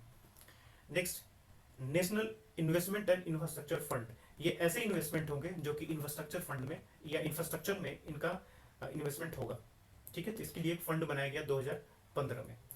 तो इंफ्रास्ट्रक्चर कुछ भी होता है, जैसे कि एनर्जी हो गया, आपको यानी कि इलेक्ट्रिसिटी के लिए कुछ पावर प्लांट्स बनाने हैं, ग्रिड्स बनाने हैं, डैम्स वगैरह बनानी है, transportation, housing, water, waste management, ये सब आपका इंफ्रास्ट्रक्चर के स्टेटस में आता है। तो वैसे प्रोजेक्ट्स जो कि कमर्शियल वाइबल है, ये नहीं कि पैसे डाल दिए और डूब गया, वो काम नहीं। कमर्शियल वाइबल वाले होने चाहिए। ग्रीन फील्ड का मतलब होता है ऐसे प्रोजेक्ट्स जो नए हैं, अभी उनको स्टार्ट करना है। ब्राउन फील्ड प्रोजेक्ट वैसे प्रोजेक्ट होते हैं जो अभी रनिंग स्टेटस में है, यानी कि वो चल रहे हैं, काम स्टार्ट हो चुका है। ठीक है, और स्टॉल्ड प्रोजेक्ट्स का मतलब होता है जो अभी रुक चुके हैं, यानी कि स्टॉप हो चुके हैं। अब रुकने का क्या रीज़न हो सकता है? हो सकता है कि कोई रोड प्रोजेक्ट हो, रोड बनाने के लिए उनको ज़मीन चाहिए, तो लैंड एक्विजिशन हुआ ही ना हो, किसी इशू की वजह से हड़तालें हो गई हो, मूवमेंट हो गया हो, लोगों ने कर दिया हो। ठीक है, या फिर इन्वायरमेंट क्लियरेंस ना मिल रहा हो, या फिर इनके पास रेवेन्यू या पैसा ही ना हो, तो प्रोजेक्ट रुक गया। तो कई सारे रीजन हो सकते हैं। तो इन तीनों तरीके के प्रोजेक्ट को यहाँ पर फंडिंग प्रोवाइड की जाएगी, बशर्ते कि वो कमर्शियल वाइबल होना चाहिए। न्यूज़ की ये न्यूज़ में क्यों रहा? गवर्नमेंट ऑफ इंडिया ने डिसाइड किया है कि इस फंड में वो 6000 करोड़ रुपए डालने वाले हैं। Next, advance hypersonic wind tunnel test facility. DRDO के द्वारा at APJ Abdul Kalam missile complex है हैदराबाद में, डीआरडीओ के अंडर में ही वहां पर इस चीज को बनाया गया है। विंड टनल्स क्या होते हैं? ये टनल्स होते हैं जहां पर विंड फ्लो होती है। इट्स लाइक कि flying objects inside out tunnel. ठीक है, तो यूएसए और रशिया के बाद इंडिया थर्ड कंट्री होगी जो इस तरीके की प्रोवाइड फैसिलिटी सर्व करने वाली है। नेक्स्ट, कंट्री का पहला मल्टी मॉडल लॉजिस्टिक पार्क। ये लॉजिस्टिक पार्क क्या होगा कि डिफरेंट मोड्स ऑफ ट्रांसपोर्टेशन को जोड़ने का काम करेगा। रोड, रेलवे, एयरवेज या वाटरवेज को ही जोड़ने का काम करेगा। और ये आसाम में बनेगा। किस प्रोग्राम या परियोजना या प्रोजेक्ट के तहत, भारतमाला प्रोजेक्ट या परियोजना के तहत इसको बनाया जाएगा, जो कंट्री का पहला मल्टी मॉडल लॉजिस्टिक पार्क होगा। नेक्स्ट, सफाई मित्र सुरक्षा। तो सफाई मित्र का नाम से आपको कंफर्म हो गया होगा कि ये कुछ मैनुअल स्केवेजिंग टाइप का कुछ यहाँ पे कुछ होने वाला है। तो ministry of housing and urban affairs, इन्होंने 243 सिटीज में इस चीज को लॉन्च किया है और 2021 तक मैनुअल स्क्वेंजिंग को यहाँ पर खत्म करने की बात की गई है और स्वच्छ भारत अभियान के अंडर में इसको लॉन्च किया गया है। अब यहाँ पर इंपॉर्टेंट चीज, तीन चीजें, किसने लॉन्च किया, टारगेट क्या है, और तीसरा चीज कितनी सिटीज में। कभी कभी आ सकता है, ये आता है कि all over India, pan India इसको एग्जीक्यूट किया जा रहा है, लॉन्च किया जा रहा है, या फिर 10 सिटीज में लॉन्च किया जा रहा है, तो इस तरीके से वो नंबर स्टेटमेंट में देते हैं, तो ये भी आपको याद रखना है। ART पार्क, ART मतलब AI, artificial intelligence robotics technology park, ये एक नॉन प्रॉफिट फाउंडेशन है जो कि बेंगलोर में बनाया गया है। इस्टेब्लिश किया गया है इसको, एक इंस्टीट्यूशन का नाम है Indian institute of science college है, विद पार्टनरशिप AI फाउंड्री जो कि एक कंपनी है, उसके दोनों ने मिलकर बनाया है। ये काम क्या करेगा, मेनली इसका काम है टेक्नोप्रेन्योर्स जो होते हैं, यानी कि ऐसे एंटरप्रेन्योर्स जो टेक्नोलॉजी के एरिया में काम करते हैं, उनको मेंटर करने का ये काम करेगा। ठीक है, फंडिंग DST की तरफ से आएगी, डिपार्टमेंट ऑफ साइंस और टेक्नोलॉजी की तरफ से यहाँ पर फंडिंग मिलने वाली है, अंडर नेशनल मिशन और इंटरडिसिप्लिनरी साइबर फिजिकल सिस्टम के तहत। इस पार्क या फाउंडेशन के तहत 2 मॉड्यूल बनाए गए हैं, एक है डेटा सेतु और एक है भाषा सेतु। डेटा सेतु क्या करेगा, जो आपके पास डेटा अवेलेबल है उस डेटा को एनालाइज करने का काम, ठीक है, और उस डेटा को डिफरेंट इंटिटीज के साथ शेयर करने के काम भी ये करेगा। भाषा सेतु का मतलब ये है कि इन सब टेक्नोलॉजिकल डेवलपमेंट में कभी भी लैंग्वेज बैरियर नहीं होनी चाहिए। अगर मुझे हिंदी आती, इंग्लिश नहीं आती और सामने वाले को इंग्लिश आती है, तो I will speak in Hindi और ये ट्रांसलेट हो जाएगा किसमें, इंग्लिश में। ठीक है, तो ये मेनली ट्रांसलेशन पर्पस के लिए भाषा सेतु ये बनाया गया। तो 2 मॉड्यूल है इसके, तो ये इंपॉर्टेंट हो जाता है। ठीक है, next, national programme and project management policy framework. National programme and project management, तो जो प्रोजेक्ट और खास करके जो इंफ्रास्ट्रक्चर प्रोजेक्ट्स होते हैं उनको किस तरीके से एग्जीक्यूट करना चाहिए, ये सारी चीजें इसमें गाइडलाइंस हैं। और उसके बेसिस पर ये क्या करता है कि ये रेटिंग्स देती है, सर्टिफिकेशन प्रोवाइड देती है। मान लीजिए कि प्रोजेक्ट रोड बनाने का प्रोजेक्ट था, ठीक है। अब इसमें एक गाइडलाइंस में लिखा गया कि बहुत सारे आपको किस तरीके का मटेरियल्स यूज करना चाहिए, किसमें कितना कैसे मिक्स करना चाहिए, ठीक है, पूरा पूरा प्रोसीजर लिखा गया। ठीक है, अगर आपने पूरे प्रोसीजर को 100% फॉलो किया तो आपको नंबर 1 ग्रेडिंग मिलेगी, थोड़ा सा कम किया तो 2 वाली ग्रेडिंग मिलेगी, उससे नीचे वाली, और ये 4 लेवल सर्टिफिकेशन ग्रेडिंग है। और ये चौथा का मतलब सबसे घटिया स्तर का आपने प्रोसेस फॉलो किया है इस प्रोजेक्ट को इम्प्लीमेंट करने में। ठीक है, तो ये मेनली 4 लेवल का सर्टिफिकेशन प्रोवाइड करने का काम इस फ्रेमवर्क के तहत में होता है। लॉन्च किया गया नीति आयोग और क्वालिटी काउंसिल ऑफ इंडिया ने दोनों ने मिलकर। Next, energy conservation building code. नाम ये स्पष्ट है कि ऐसा कुछ बिल्डिंग बनाने की बात होगी जिसमें एनर्जी कंजर्वेशन हो सके। ठीक है, तो ब्यूरो ऑफ एनर्जी इफिशिएंसी ने 2007 में लॉन्च किया गया था। इसमें यह कहा गया कि आपके बिल्डिंग के डिजाइन या कंस्ट्रक्शन इस तरीके से होने चाहिए कि मिनिमम इतना एनर्जी तो कंजर्व होना ही चाहिए। ठीक है, अब वो मिनिमम क्या है, थ्रेशोल्ड क्या है, दिस इज नॉट इम्पोर्टेंट।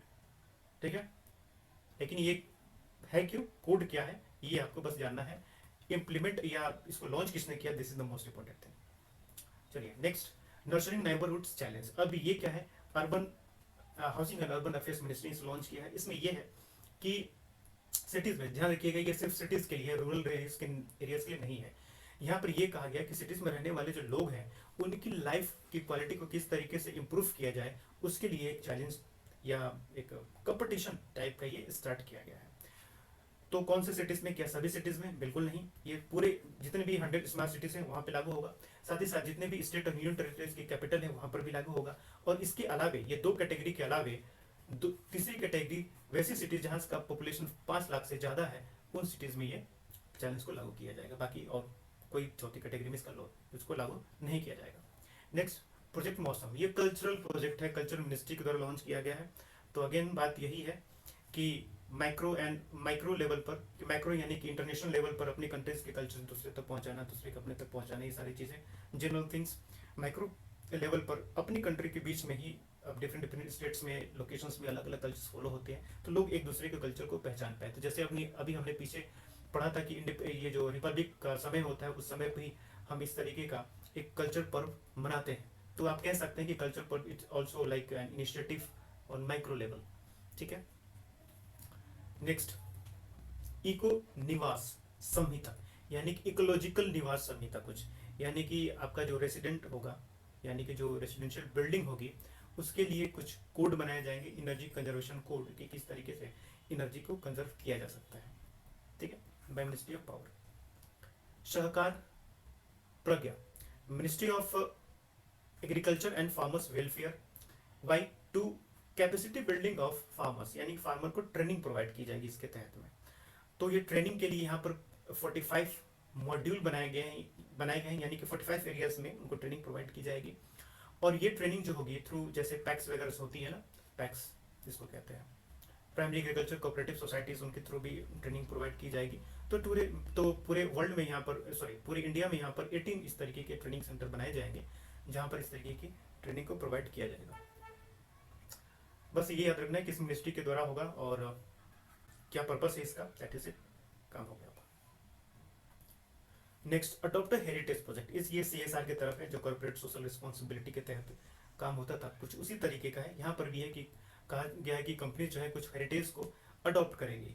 तो अडॉप्ट करके करेंगे क्या, वहाँ पर उनको कुछ बेसिक फैसिलिटीज प्रोवाइड करनी होगी, जैसे कि क्लीननेस वहाँ पर प्रोवाइड करना, कि साफ सुथरा रहे, वहाँ पर कोई ड्रिंकिंग वाटर की फैसिलिटी प्रोवाइड करना, सैनिटेशन की फैसिलिटी प्रोवाइड करना, ताकि इससे क्या होगा कि जो हेरिटेज साइट्स या मोन्यूमेंट्स होंगे उनको डेवलप किया जा सके, उनको साफ सुथरा रखा जा सके, इकोलॉजिकली एंड इन्वायरमेंटली उनको डेवलप किया जा सके। इससे क्या होगा कि टूरिज्म, जो टूरिस्ट फुटफॉल है वो बढ़ेंगे, टूरिज्म को बढ़ावा होगा, then revenue and all this things, ठीक है। तो ये सारी बातें इसमें कही गई। तो मिनिस्ट्री ऑफ टूरिज्म के द्वारा इसको with collaboration with ministry of culture and archaeological survey of India मिलकर इन्होंने लॉन्च किया हुआ है। पार्टी सिंबल, अब ये चीज़ तो आपने लक्ष्मीकांत या फिर कहीं भी पॉलिटी पढ़ी होगी, तो इलेक्शन कमीशन के चैप्टर में आपने इसको पढ़ा होगा।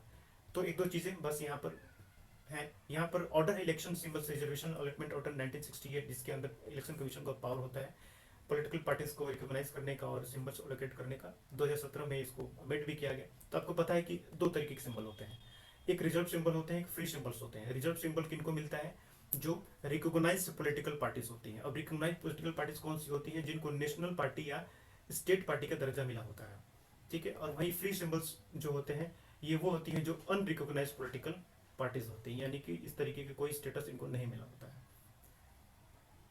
चलिए, national portal for transgender persons, चलिए तो नाम भी उसी तरीके से है, आपको काम भी पता चलेगा। तो यहाँ पर स्टार्ट किया गया सोशल जस्टिस एम्पावरमेंट मिनिस्ट्री के द्वारा। मेनली यहाँ पर काम क्या है, यहाँ पर कहा गया कि जो ट्रांसजेंडर्स होते हैं उनके लिए जो आइडेंटिटी कार्ड्स इशूज किए जाएंगे, उसके लिए ये एक पोर्टल बनाया गया है। यानी कि यहाँ पर इन पर्सन्स को फिजिकली विजिट नहीं करना पड़ेगा ऑफिस में, और कोई हरासमेंट जैसी सिचुएशन फिर नहीं होगी। तो वो लोग कहीं भी रहें, कंट्री में कहीं से भी, without any physical interference, without visiting in any office, वो पोर्टल के थ्रू ही अपने आइडेंटिटी कार्ड को पा सकते हैं या फिर बनवा सकते हैं, ठीक है। तो इस तरीके से बस एक टर्म याद रखना है कि इसका काम क्या है, और इम्प्लीमेंटिंग एजेंसी जिसने लॉन्च किया है वो आपको याद रखना है कि मिनिस्ट्री ऑफ सोशल जस्टिस, ठीक है। नेक्स्ट, दुर्गम अंचलारे मलेरिया निराकरण, ध्यान रखिए, मलेरिया निराकरण, यानी कि वैसे एरिया जहाँ पे मलेरिया, खास करके जो एसिम्प्टोमेटिक मलेरियाज होते हैं, यानी ऐसे मलेरिया जहाँ पे सिम्टम्स वगैरह नहीं दिखते हैं, तो वैसे लोगों को मेडिकल फैसिलिटी प्रोवाइड करने के लिए प्रोग्राम आपको उड़ीसा गवर्नमेंट ने चलाया है। New rules for postal ballot, ठीक है। पोस्टल बैलेट तो आपको पता होगा, पर्ची होते हैं जिसपे पॉलिटिकल पार्टीज के नाम और उनके चिन्ह होते हैं, उसके में आपको साइन मारना पहले होता था, ठीक है, आज भी होता है। और ये पोस्टल बैलेट होता है। अब ये उन लोगों के लिए होता है जो अपनी कॉन्स्टिट्यूंसी वाले एरिया में नहीं रहते हैं, तो वो वोट वहाँ जाके नहीं कर सकते। तो वे किन के लिए है, तो जो आर्म फोर्सेस से बिलोंग करते हैं, पैरामिलिट्री फोर्सेस से बिलोंग करते हैं, या फिर स्टेट पुलिस से बिलोंग करने वाले भी लोग जिनकी पोस्टिंग दूसरे स्टेट में है, ठीक है, या फिर वैसे लोग गवर्नमेंट एम्प्लॉय जिनकी पोस्टिंग आउटसाइड इंडिया है, और उनके स्पाउस, ठीक है। इस तरीके से वोटिंग करते हैं, यानी कि बैलेट उनको पेपर मिलेगा, उस पर अपना साइन या फिर जहाँ पे चिन्ह देना होगा लगाएंगे वो, और पोस्ट के थ्रू वो फिर इलेक्शन कमीशन जहाँ पर भी उनको भेजना है वहाँ पर भेज देंगे। तो ये प्रोविजन जो है वो रिप्रेजेंटेशन पीपल्स एक्ट 1951 के तहत गवर्न की जाती है। Next, defence land management system, ध्यान रखिएगा कीवर्ड, डिफेंस लैंड मैनेजमेंट, यानी कि डिफेंस मिनिस्ट्री के पास या फिर जो आर्म फोर्सेस हैं उनके पास जो लैंड है, उनके मैनेजमेंट के लिए ये सिस्टम बनाया गया है कि एक पोर्टल हमने बना दिया, ठीक है। इंटीग्रेट कर दिया रक्षा भूमि, वो पोर्टल के नाम क्या है, रक्षा भूमि। तो रक्षा इज लाइक डिफेंस और भूमि का मतलब लैंड, तो डिफेंस मिनिस्ट्री के अंदर में जो लैंड्स होती हैं उनके लिए पोर्टल को बनाया गया। इसको बनाने वाले जो इंस्टीट्यूशन का नाम है वो Bhaskar institute for space applications and geo informatics ने इसे बनाया है। नेक्स्ट, माइक्रो इरिगेशन फंड, नाम ही है माइक्रो इरिगेशन फैसिलिटीज प्रोवाइड करने के लिए किया जाएगा। नाबार्ड के अंदर में इस फंड को बनाया गया, 5,000 करोड़ का ये फंड है और सिंचाई जो माइक्रो इरिगेशन सिंचाई योजना होती है उनको ये प्रोवाइड करने का काम करेगा। तो इसके थ्रू स्टेट गवर्नमेंट्स को लोन प्रोवाइड किए जाएंगे, तो फाइनली इस तरीके के इंफ्रास्ट्रक्चर डेवलपमेंट का वो काम करेगी। Next, human resource management system, railway के द्वारा ये स्टार्ट किया गया है ह्यूमन रिसोर्स मैनेजमेंट, यानी कि उसके रेलवे की जो एम्प्लॉई है या फिर जो रिटायर हो चुके हैं उनके लिए ये लाया गया है। तो 3 मॉड्यूल्स हैं यहाँ पर, employ self service module, provident fund advance module and settlement module. ठीक है, तो एम्प्लॉय सेल्फ सर्विस मॉड्यूल में क्या होगा कि इनके जो एग्जिस्टिंग एम्प्लॉय है वो अपने अपने रिलेटेड इन्फॉर्मेशन चेक कर पाए। जैसे कि अगर मैं एम्प्लॉय हूँ तो आई कैन चेक कि मेरा नाम क्या है, मेरा एड्रेस उसमें सही है कि नहीं, मेरा एज उसमें सही लिखा गया है कि नहीं, मेरे कहाँ कहाँ तक अभी तक पोस्टिंग हुई है, मैंने कब कितने कितने तक मैंने छुट्टियाँ ली हुई है, मेरी कितनी छुट्टी बाकी है। ठीक है, ये सारी चीज़ें उसमें होती है। अगर आपके अगेंस्ट कोई डिसिप्लिनरी एक्शन है तो वो सारी चीज़ें उसमें मेंशन होती है। ठीक है, तो ये सब सारी इस मॉड्यूल के थ्रू होंगी। ये पीएफ फंड है, पीएफ कटता है जो एम्प्लॉइज होते हैं तो वो अपने पीएफ को ट्रैक कर सकते हैं इस मॉड्यूल के थ्रू। सेटलमेंट मॉड्यूल में जो एम्प्लॉय रिटायर हो चुके हैं तो उनके डॉक्यूमेंटेशन या फिर उनके जो पेंशन बुकलेट्स होते हैं वो भी इस मॉड्यूल में जाके वो अपना देख सकते हैं कि मैंने किस महीने में कितना मेरा पेंशन आया था, या फिर अगर कुछ कटा हुआ है, कुछ अगर इनकम टैक्स कटा है या कुछ और भी बेनिफिशियरी चीज़ों में कटा हुआ है, तो जैसे कि मेडिकल फैसिलिटीज़ के लिए भी कुछ पैसे कटाए जाते हैं, तो वो सारी चीज़ें वो सेटलमेंट मॉड्यूल में जाकर देख सकते हैं। Next, ethanol blending petrol programme 2003 में लॉन्च किया गया था कि पेट्रोल में क्या करना है, इथेनॉल को मिलाना है और इथेनॉल को रिन्यूएबल फ्यूल के तौर पर भी रिकॉग्नाइज किया गया है। अब देखिए इथेनॉल में क्या होता है, ऑक्सीजन होता है और ये ऑक्सीजन जब होता है तब जो फ्यूल का जो कंबशन होता है वो बेहतर होता है। तो जब कंबशन जो होगा वो अच्छा होगा तो इसका मतलब जो वेस्ट होगा वो कम होगा। वेस्ट कम होने का मतलब ये होगा कि इमिशन जो होगा वो कम होगा और इमिशन कम होगा तो इसका मतलब क्या होगा, जो पॉल्यूशन होगा वो कम होगा। तो अल्टीमेट यही चीज़ है क्यों पेट्रोल में इथेनॉल मिलाया जाता है। अब इथेनॉल कहाँ से आते हैं, मेनली हमारे जो फूड आर्टिकल से या फूड ग्रेन से वहाँ से आते हैं, जैसे कि बार्ले, मिर्च, कॉर्न, राइस, यहाँ से निकाले जाते हैं एथेनॉल को। Next, India climate change knowledge portal, तो ministry of environment forest and climate change इन्होंने एक पोर्टल बना दिया गया, उस पर आपको ये जानकारी मिल सकती है कि किस मिनिस्ट्री के द्वारा किस तरीके के इनिशिएटिव लिए गए हैं क्लाइमेट से लड़ने के लिए। फॉर्म्स ऐप, अब देखिए फॉर्म्स ऐप क्या है। मान लीजिए मेरे पास एक सेंटर है, एक शॉप है, समझ लीजिए दुकान है एक, मैंने यहाँ पर ट्रैक्टर भी रखा हुआ है, मैंने यहाँ पर थ्रेशर भी रखा हुआ है, मैंने यहाँ पर हार्वेस्टर भी रखा हुआ है और मैंने यहाँ बहुत सारी ऐसी मशीन रखी हुई जो एग्रीकल्चर में काम आती है। यहाँ पर एक फार्मर है, ठीक है, इस फार्मर को एक ट्रैक्टर चाहिए 2 दिनों के लिए, तो 2 दिनों का ट्रैक्टर चाहिए तो अब खरीदेगा तो नहीं, जाएगा कहीं से रेंट पे, अगर मिल जाए तो अच्छी बात है। तो अब ये पहुंचेगा इस शॉप के पास जो ये रेंट प्रोवाइड करता है और यहाँ से ट्रैक्टर ये 2 दिन के लिए लेके आएगा। ठीक, तो अब इस किसान को कैसे पता चलेगा कि हमें कहाँ से ट्रैक्टर लेना है, वो सेंटर है क्या। ठीक है, तो यहाँ पर एक ऐप जनरेट कर दिया गया जिसको फार्म ऐप का नाम दिया गया। ये क्या करेगा, यहाँ पर ये सेंटर वाले भी शॉप वाले भी होंगे, यहाँ पर ये किसान जाएगा और देखेगा कि हाँ ये मेरे एरिया में ऐसा है, तो यहाँ से वो उस ट्रैक्टर की जो भी मशीनरी है उसके एग्रीकल्चर में काम आने वाली उनको हायर कर सकता है और रेंटल बेसिस पर वो कर सकता है। इस वजह से ये फॉर्म ऐप यहाँ पर लॉन्च किया गया है by ministry of agriculture. Next, countries first convergence project, convergence keyword है यहाँ पर, प्रोजेक्ट ये स्टार्ट किया गया है गोवा में। कौन, एनर्जी इफिशिएंसी सर्विस लिमिटेड और department of new and renewable energy Goa ने गोवा में स्टार्ट किया है। तो कन्वर्जेंस किस चीज़ का, इसमें कहा गया है कि डिफरेंट सेक्टर्स या इंडस्ट्रीज जो रिन्यूएबल एनर्जी के क्षेत्र में काम करती हैं, जैसे कि सोलर एनर्जी, अब यहाँ पर सोलर एनर्जी पैनल्स बनाने वाले जो इंडस्ट्रीज होती हैं, जो स्टोरेज का काम करती हैं, यानी कि बैटरीज बनाने वाली जो इंडस्ट्रीज हो गई या फिर जो एलईडीज बनाने वाली इंडस्ट्रीज हो गई, इन तीनों को मिला के इंटीग्रेट कीजिए और ये साथ में काम करें। तो इस तरीके से क्या कर सकते हैं हम कि इनका प्राइस भी कम कर सकते हैं, तो फिर क्या होगा, इनका एक्सेस बढ़ जाएगा और रिन्यूएबल एनर्जी है तो कार्बन जो इमिशंस होते हैं उनको भी कम किया जा सकता है। नेक्स्ट, फूड पोर्टल, ठीक है, फूड पोर्टल क्या है। अब ये देखिए कि कर्नाटका गवर्नमेंट के द्वारा यहाँ पर लॉन्च किया गया है। अब इस पोर्टल में क्या होगा कि एक पोर्टल होगा जहाँ पर किसानों की लैंड के रिकॉर्ड्स होंगे कि किस किसान के पास कितना लैंड है, उनका एड्रेस कहाँ है, लैंड का एड्रेस क्या है, अगर इस किसान ने कोई लोन वगैरह लिया है तो लोन का भी डिटेल यहाँ पर मिलेगा। ठीक है, तो अब इससे क्या होगा कि किसान के लिए भी अपनी जानकारी लेनी, लैंड और लोन ईच एंड एवरीथिंग की जानकारी लेनी सहायता होगी। बैंक वालों के लिए भी सहायता हो जाएगी कि अगर कोई लोन वगैरह देना देना है तो वो एक्सेस कर सकते हैं इस पोर्टल को। ठीक है, तो ये कर्नाटक गवर्नमेंट के द्वारा इस तरीके का फूड पोर्टल लॉन्च किया गया है।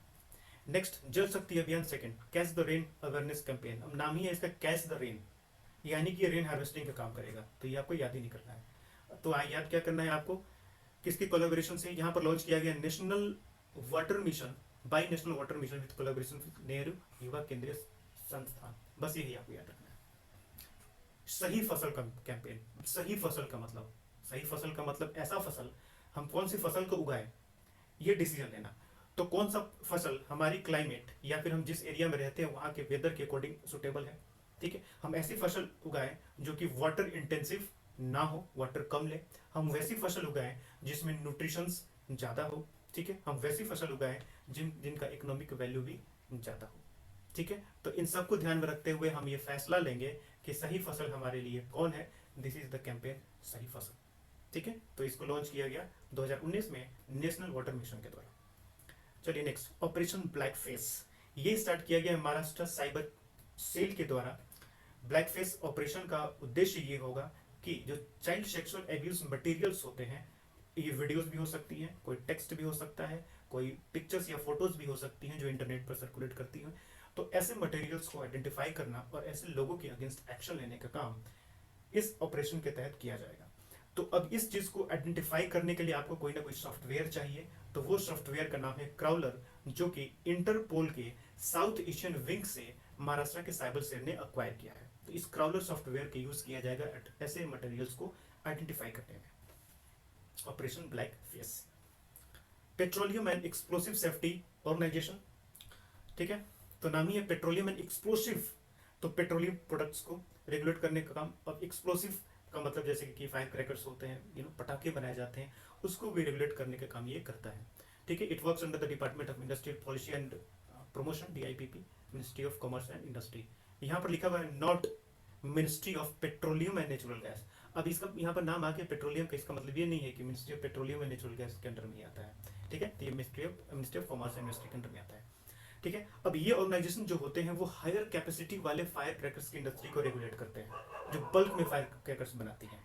और जो छोटे इंडस्ट्रीज होते हैं जो एक शहर के लेवल पे काम करते हैं, पटाखे बनाने वाले, तो उनको लाइसेंस देने का काम कौन करेगा, वो डीएम जो डिस्ट्रिक्ट मजिस्ट्रेट होते हैं वो लाइसेंस देने का काम करते हैं। लेकिन जो बड़े इंडस्ट्रीज होते हैं उनको लाइसेंस देने का काम ये ऑर्गेनाइजेशन करती है। ठीक है, तो याद रखना आप। Global innovation and technology alliance, it is a not for profit PPP company है। तो नाम ही है इनोवेशन एंड टेक्नोलॉजी को बढ़ावा देने के लिए काम किया गया है। तो ज्वाइंटली ये स्टार्ट किया गया है आपको technology development board, department of science and technology and government of India and confederation of Indian industry. ठीक है, काम नाम से ही आपको पता चल जाएगा। चलिए नेक्स्ट, कोविन। कोविन क्या है, ये कोविड वैक्सीन से रिलेटेड एक इंटेलिजेंस नेटवर्क है। यानी कि जो कोविड वैक्सीनेशन है उसका किस तरीके से यूटिलाइजेशन हो रहा है, उसका कहीं वेस्टेज नहीं हो रहा है, कितने लोगों को, कितने कैटेगरी के लोगों को, किन किन लोगों को कवर किया गया है, ये सारा मॉनिटर करने का काम कोविन करेगा। तो ये क्या है, एक इंटेलिजेंस नेटवर्क है। This it is like IN का मतलब इंटेलिजेंस नेटवर्क, जो कि कोविड-19 के वैक्सीन से रिलेटेड है। इससे पहले भी हमारे यहाँ इस तरीके का इंटेलिजेंस नेटवर्क बना है जिसको हम ई-विन के नाम से जानते हैं, यानी कि इलेक्ट्रॉनिक वैक्सीन इंटेलिजेंस नेटवर्क का नाम नेटवर्क है, जो कि यूनिवर्सल इम्यूनाइजेशन प्रोग्राम के तहत जो वैक्सीनेशन का काम होता था उसको मॉनिटर करने का काम ये करता था। तो इसी का एक्सटेंशन समझ लीजिए कि कोविन है, जो कि कोविड-19 वैक्सीन के को मॉनिटर का काम ये करने वाला है। ठीक है, गरिमा गृह, तो कुछ ग्रह सॉरी ग्रह नहीं, मतलब गृह मतलब गृह लाइक मकान, हाउस या शेल्टर। ठीक है, तो ये ट्रांसजेंडर पर्सन के लिए है। आपको याद होगा कि वन स्टॉप आपने स्कीम या प्रोग्राम पॉलिसी पढ़ा होगा। ठीक है, जिसके अंदर जो महिलाएं थी उनको काउंसलिंग, शेल्टर, फूड, ठीक है, ये सारी चीज़ें प्रोवाइड की जाती हैं। तो उसी तरीके से यहाँ पर ट्रांसजेंडर पर्सन्स के लिए भी गरिमा गृह बनाया गया है, जो डिफरेंट चीज़ें जैसे कि शेल्टर या फूड की facility, clothing, recreation facilities, skill development, legal support, technical advice for gender transition and surgery, सब प्रोवाइड फैसिलिटीज एडवाइस देने का काम यहाँ पर किया जाता है। तो इस तरीके का एक गृह या फिर सेंटर बनाया गया है वडोदरा के, सॉरी गुजरात के वडोदरा में।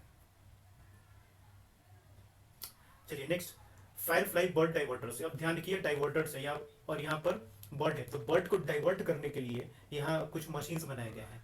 तो मेनली आपको पता है कि जो पावर लाइन्स होती हैं, जो तार जाती हैं इलेक्ट्रिक की, उस पर बहुत सारे बर्ड्स जो होते हैं वो अ, उनकी वजह से बहुत सारे बर्ड्स की डेथ हो जाती है। तो इस चीज़ को दूर करने के लिए पावर लाइन्स पर क्या करेंगे, कुछ डाइवर्टर्स मशीन्स लगाए जाएंगे जो क्या करेंगे, बर्ड्स को डाइवर्ट करने का काम करेंगे। तो ये कहाँ पर लगाया जाएगा, ये लगाया जाएगा जो पोखरन फाइन रेंज है जैसलमेर के आसपास, वहाँ पर लगाया जाएगा। पर्पस, मेनली पर्पस क्या है, जो ग्रेट इंडियन बस्टर्ड है, जो एक इंडेंजर्ड स्पीसीज है, जो इंडिया में पाई जाती है, ज़्यादा राजस्थान में पाई जाती है, ये जो बर्ड्स हैं पावर लाइन के कांटेक्ट में आके इनके डेथ ना हो जाए, दैट्स वाई उस एरिया में पावर लाइन पर इस तरीके के इक्विपमेंट्स लगाए जाएंगे जो उनको डाइवर्ट करने का काम करेंगे अगर वो पास में आते हैं तो। Installed by ministry of environment, forest and climate change and the wild life conservation society India.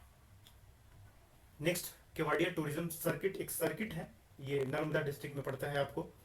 तो यहाँ पर 35 टूरिस्ट स्पॉट्स आइडेंटिफाई किए गए हैं और नर्मदा रिवर के आसपास का एरिया है ये। तो 35 टूरिस्ट स्पॉट्स तो आपको याद करना नहीं है, पूछेगा नहीं। यहाँ पर इंपॉर्टेंट क्या हो जाता है, अब नर्मदा रिवर आपके लिए इंपॉर्टेंट हो जाती है, ज्योग्राफिक स्टैटिक पार्ट, नर्मदा कहाँ से निकलती है, कौन कौन स्टेट से फॉलो करती है, कोई डैम बना हुआ या फिर इसके ट्रिब्यूटरीज वगैरह, ठीक है।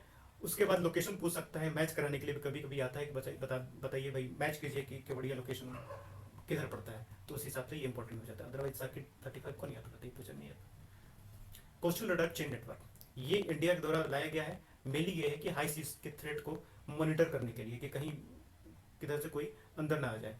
तो यहाँ पर इंडिया का ये मोटो है कि कुछ कंट्रीज में इस तरीके के हम सर्विलांस रडार को या कोस्टल रडार को लगाए जो सर्विलांस करने का काम करे, ठीक है। तो मालदीव, म्यांमार और बांग्लादेश, यहाँ पर इस तरीके के रडार लगाने की बात हो रही है। मॉरिशस, सीएचएस और श्रीलंका ने पहले ही इसमें अपना इंटीग्रेशन दे दिया है कि हम इनके यहाँ पे लगेगा, बाकी अभी इन 3 लोगों के यहाँ काम चल रहा है, ठीक है। तो काम क्या है कि हाई सीज की तरफ से कोई थ्रेड है उसको मॉनिटर करने का काम किया जाएगा। तो मॉनिटर कौन करेगा, इंडियन नेवी का एक सेंटर है, इंफॉर्मेशन मैनेजमेंट एनालिसिस सेंटर, जो गुरुग्राम में है, वो इसको मॉनिटर करने का काम करेगा। Next and last topic of today of this part, organic Lakshadweep. Sikkim state था जिसको फर्स्ट ऑर्गेनिक स्टेट का दर्जा मिला हुआ था, इसी को फॉलो करते हुए अब लक्षद्वीप को 100% ऑर्गेनिक यूनियन टेरिटरी का दर्जा मिलने वाला है, ठीक है।